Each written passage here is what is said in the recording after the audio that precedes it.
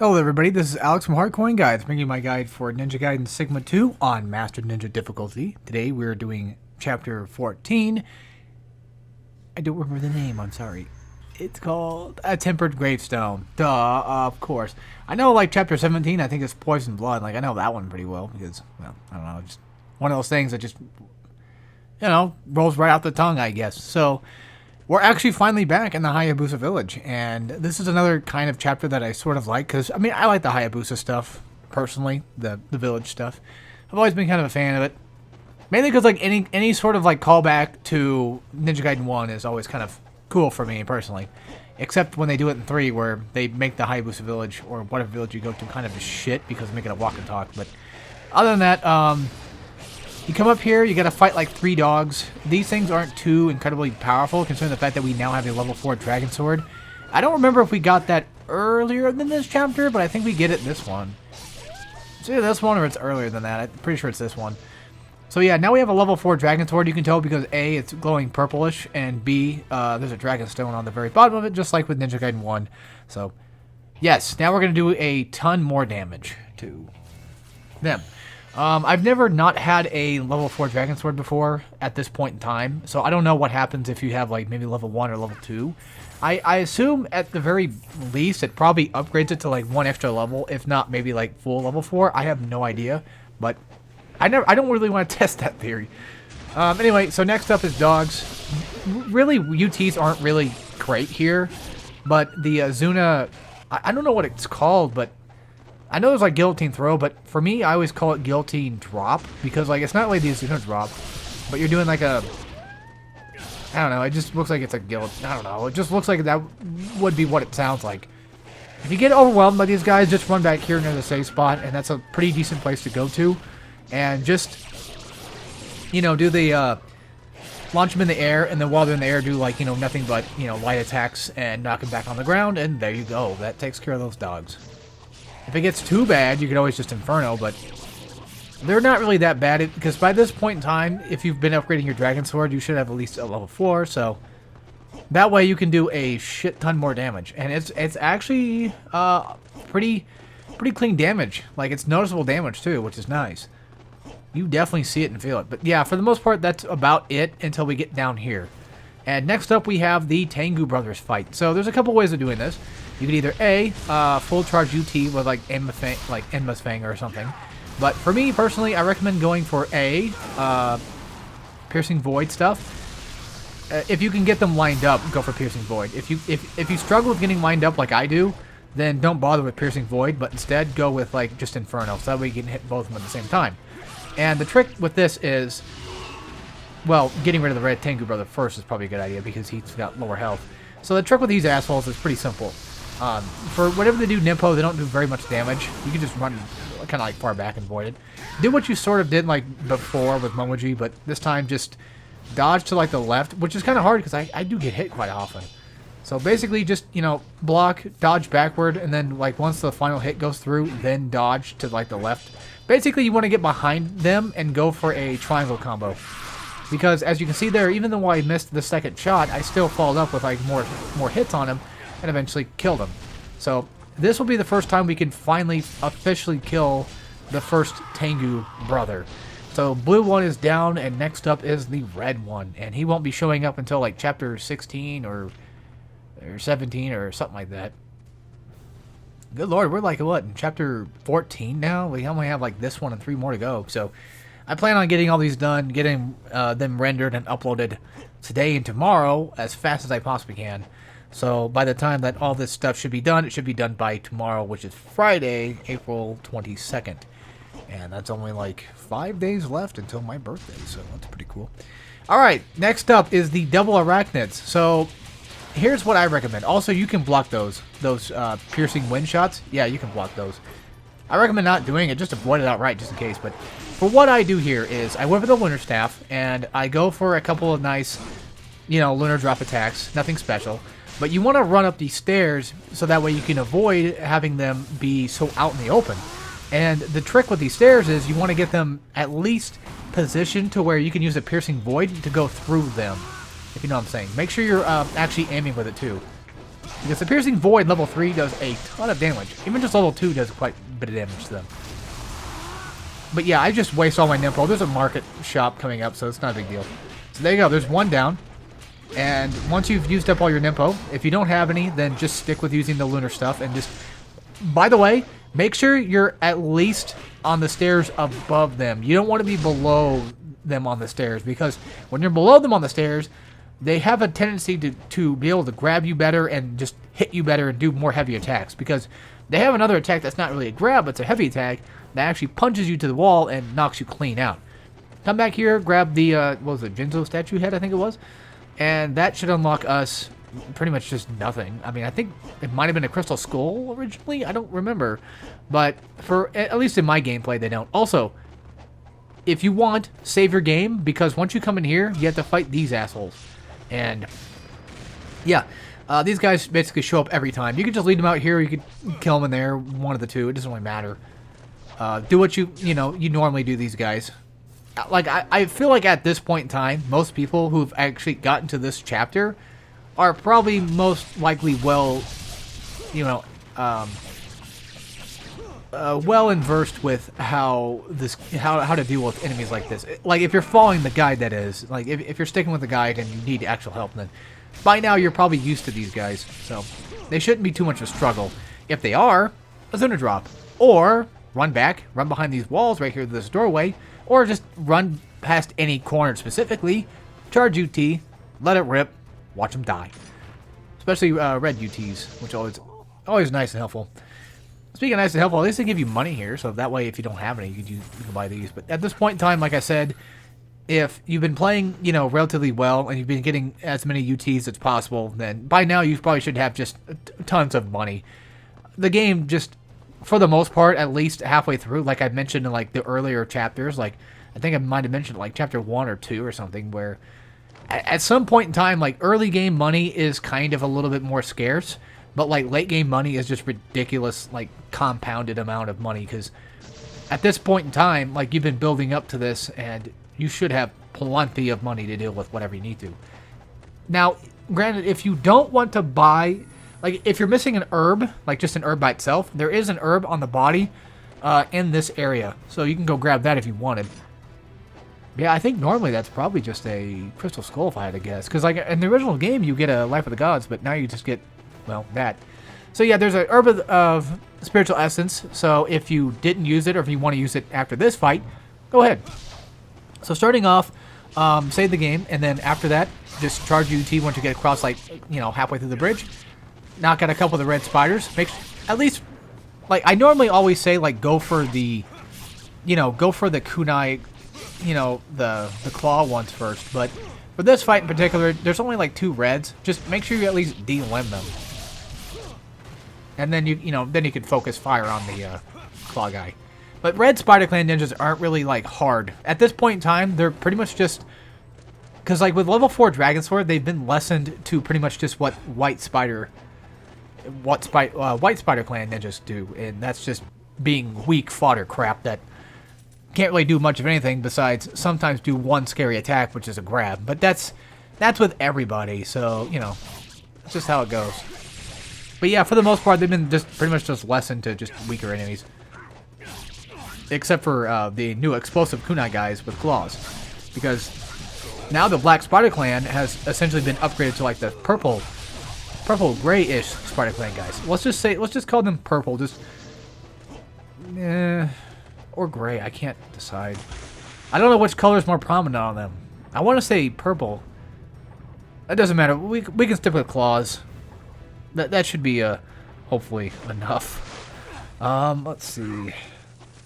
So yeah, okay, coming up next is, inside the grass. This is a pretty cool part though, because like it actually makes it to where you actually can't see very well in the grass. I think that's just a neat little touch for the game.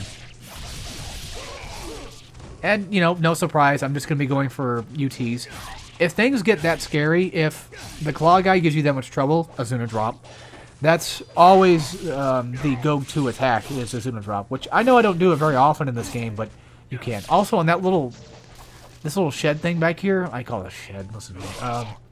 You know what I mean. That little thing back there, there's actually a crystal skull inside of it that you can break and get. So there's that. Also for these guys, there's just 2 archers. Just come up here, shoot them, or do what I do and just be aggressive and just go in for flying swallows.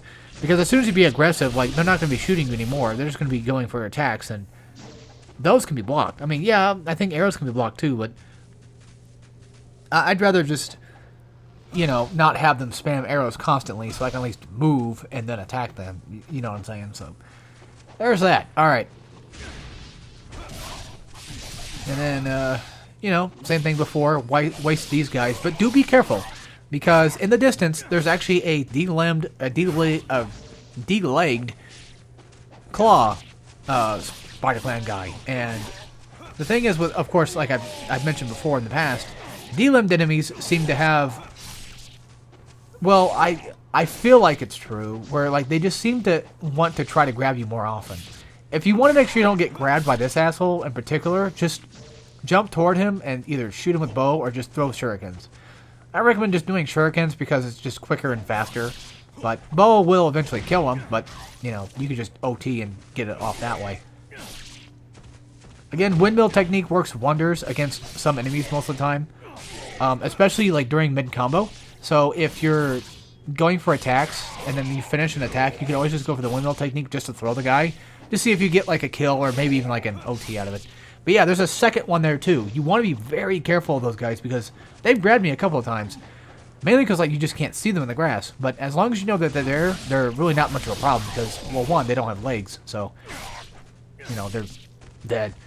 The thing is, I'm curious about the backstory of how they lost their legs. Like, were they old ninjas that maybe Ryu just never got a chance to fully kill and maybe they came back for vengeance? Or is it a case of like maybe...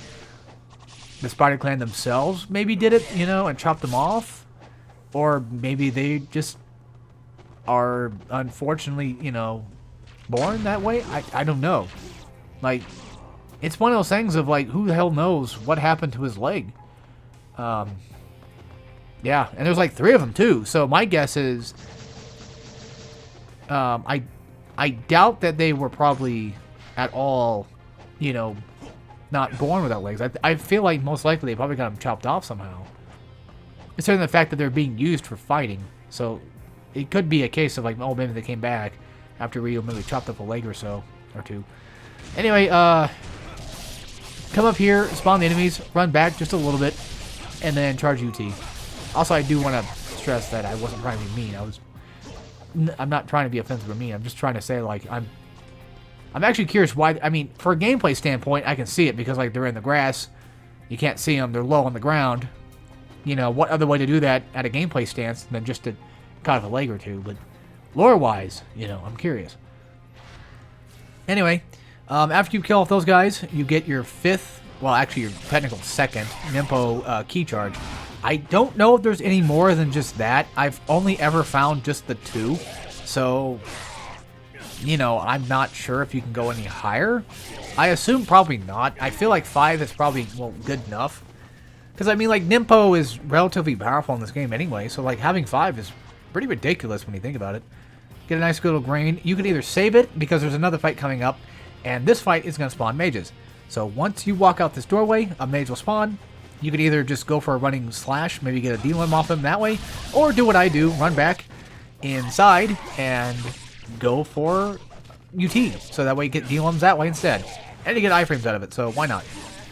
And of course, when you're in this close quarters of combat, you know, you can always go for the heavy attacks, the triangle attacks, and just sort of like annihilate most of the competition.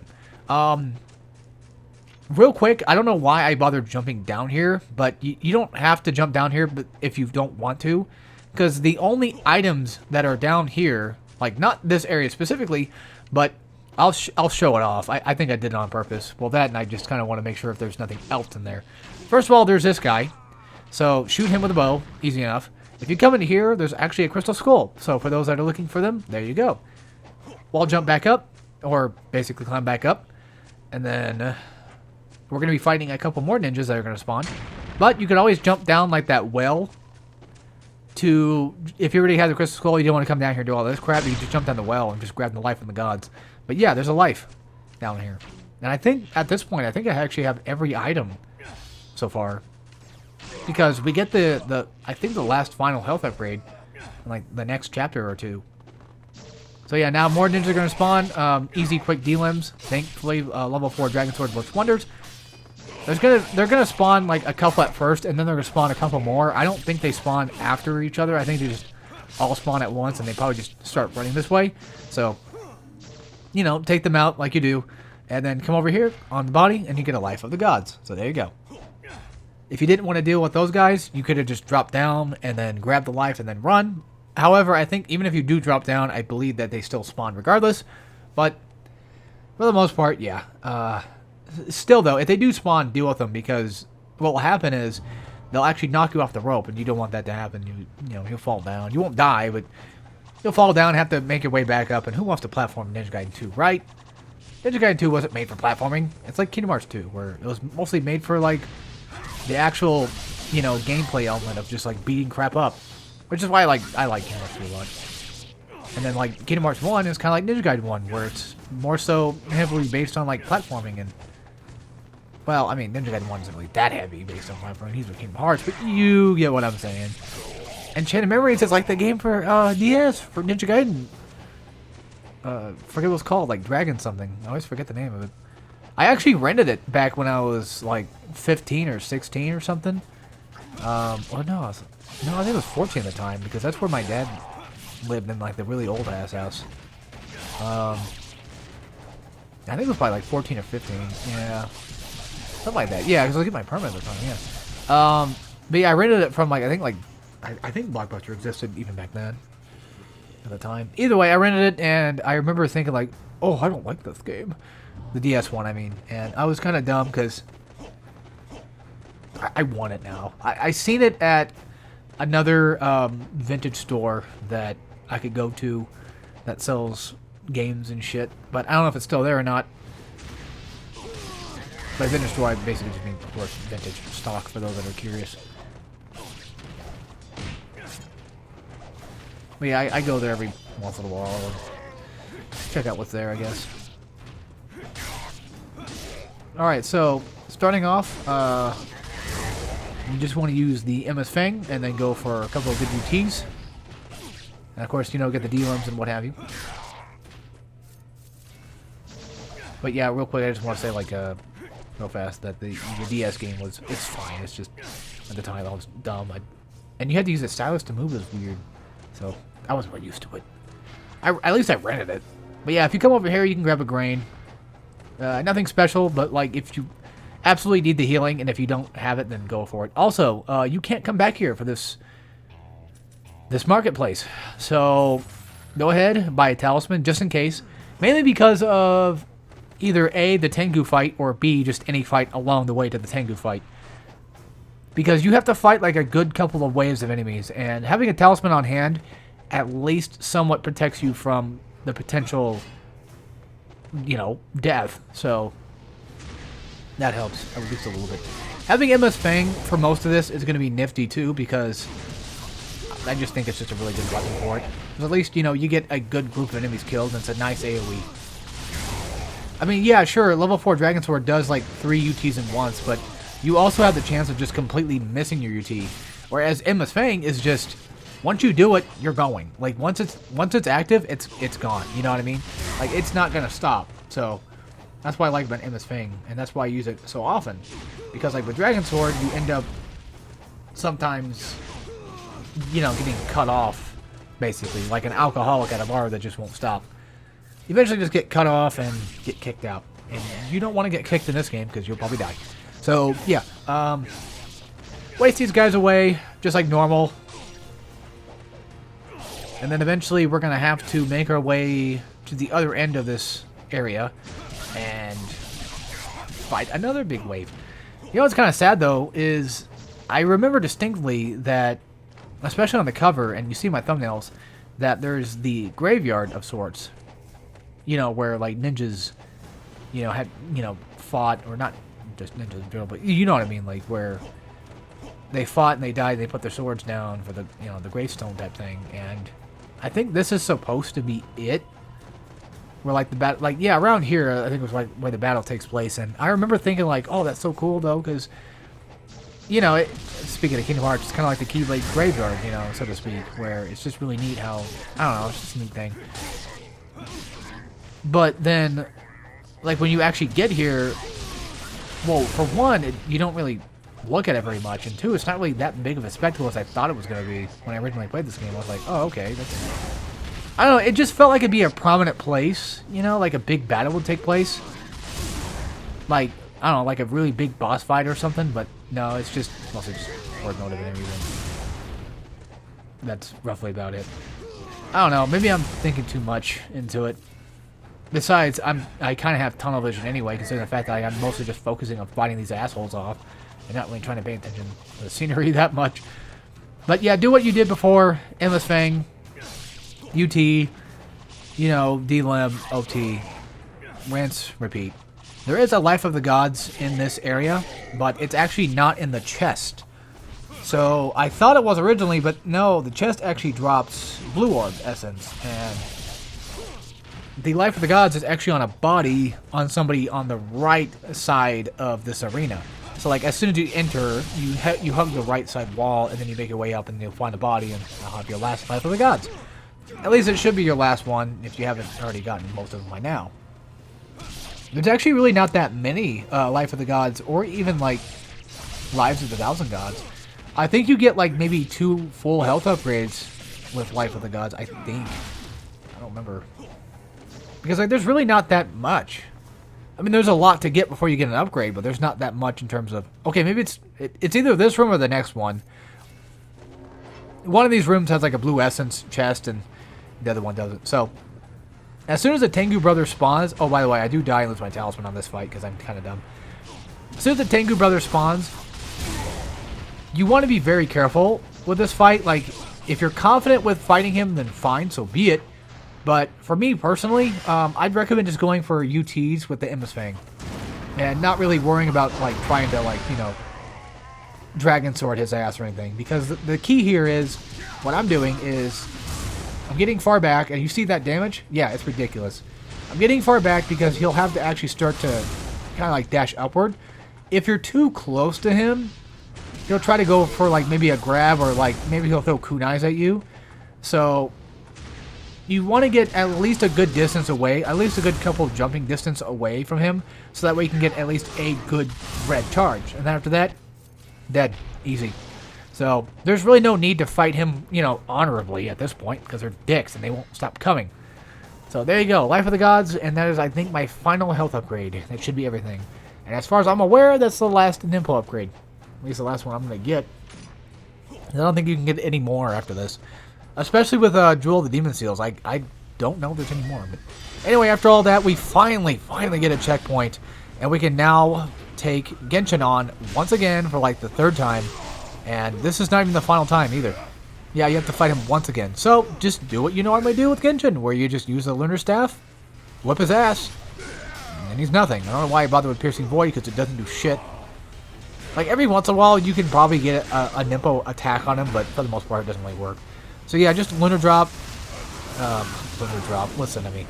Yeah, Azuna Lunar Drop, and then even if it doesn't work, if Lunar Drop doesn't work, that's perfectly fine. Just keep doing it. Just constantly keep doing it. As soon as you land, make sure you block and just dodge out of the way for whatever potential bullshit incoming attack he's probably going to do. It doesn't look like we're doing very much damage, but we are. Also, I do believe that you can actually counter him, but I recommend not doing it, again, unless you're confident, of course. But I recommend going against that and just sticking with this, because, I don't know, I feel like it's just safer. At least for me. But yeah, as you see, even though I don't get that full drop, I still do just enough damage, and that's Genshin 3. And we'll fight him for the 4th time in Chapter 17, so I'll see you guys in the next chapter, which is 15, and see you then. So take care, everybody.